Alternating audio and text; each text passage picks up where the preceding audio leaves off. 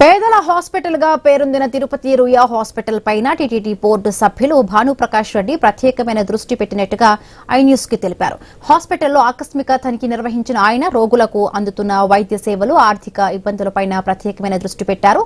రాయలసీమ జిల్లాల నుంచి పెద్ద ఎత్తున తిరుపతి రుయా హాస్పిటల్ కి పేద ప్రజలు నిత్యం వస్తూ ఉంటారు.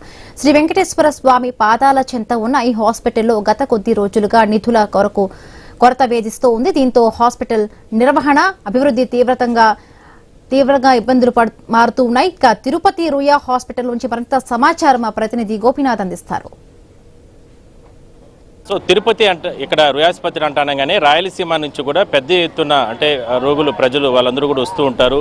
ఎన్నో రకాలుగా ఇక్కడికి వచ్చి వివిధ అంటే వాళ్ళకు ఉన్నటువంటి జబ్బుల ప్రకారం వాళ్ళు చికిత్స చేయించుకుంటూ ఉంటారు. అయితే దీన్ని ఒక అంటే మంచిగా డెవలప్మెంట్ చేయడానికి టీటీడీ దేవస్థానం ఇప్పటికే కూడా కొన్ని నిర్ణయాలు తీసుకోవడం జరిగింది.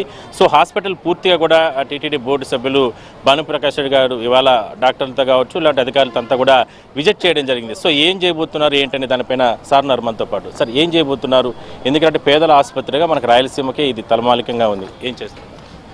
ఈ ధర్మాసుపత్రికి ధార్మిక సంస్థ ఏ విధంగా ఆదుకోవాలో నేను టీటీడీ చైర్మన్ బిఆర్ నాయుడు గారికి, ఈఓ గారికి దృష్టికి తీసుకుని వెళ్ళడం జరిగింది.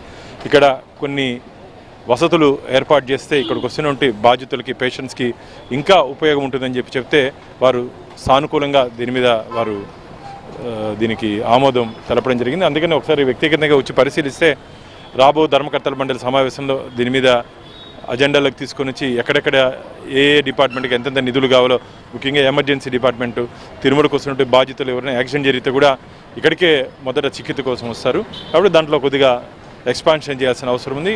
అంతేకాకుండా మెషినరీస్, ఇక్కడ ఉంటే మెషినరీస్ కూడా సూపరింటెండెంట్ గారు కొన్ని డీటెయిల్స్ ఇవ్వడం జరిగింది. అన్నిటినీ ఈఓ గారితో, చైర్మన్ గారితో చర్చించిన మీద రాబో తొందరలోనే దీని మీద టీటీడీ కూడా ధార్మిక క్షేత్రం ఈ ధర్మాసుపత్రికి ఏ విధంగా ఆదుకోవాలో ఆ విధంగా ఆదుకునేదానికి మేము సిద్ధంగా ఉన్నాం. డాక్టర్స్ ఏం చెప్పారు అంటే లోపలికి వెళ్ళిన సందర్భంలో కానీ పేషెంట్స్ కానీ కంప్లైంట్స్ అంటే మీరే అంటున్నారు కదా అంటే ఎక్విప్మెంట్స్ కొరత ఉంది అని, ప్రధానంగా ఎటువంటి ఎక్విప్మెంట్స్ కొరత ఉండే అవకాశం ఉంది? నిధులు ఏదైనా సరే భారీగా అంటే 1962లో ఈ ఆసుపత్రి నిర్మించారు.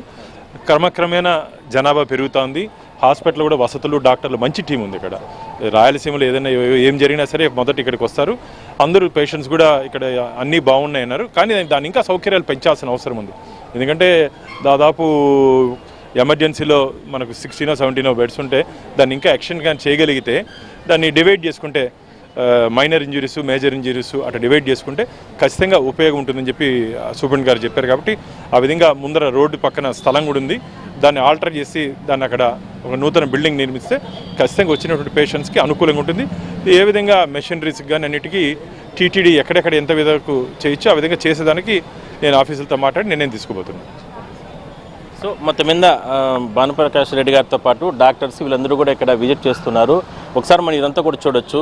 అంటే చాలా ప్రాంతాల నుంచి కూడా పేషెంట్స్ అంతా కూడా ఇక్కడికి వచ్చి ఇక్కడ వాళ్ళంతా కూడా అంటే కూర్చొని ఇక్కడంతా కూడా వాళ్ళకు ఉన్నటువంటి సమస్యలపైన లోపలికి వెళ్ళి చూయించుకుంటున్నారు. సో ఇది రాయలసీమకి తలమాలికం, ఒక పెద్ద ఆసుపత్రిగా ఉంటుంది. దీనిపైన పూర్తి స్థాయిలో కూడా దృష్టి పెట్టి రాబోయే రోజుల్లో ఎంత నిధులైతే అంత నిధులు దీన్ని కేటాయించి పూర్తి స్థాయిలో కూడా పేదలని అందరూ కూడా ఆదుకునేందుకు ప్రయత్నం చేస్తామంటూ కూడా వీళ్ళు అంటే బోర్డు మెంబర్ చెప్తున్నారు.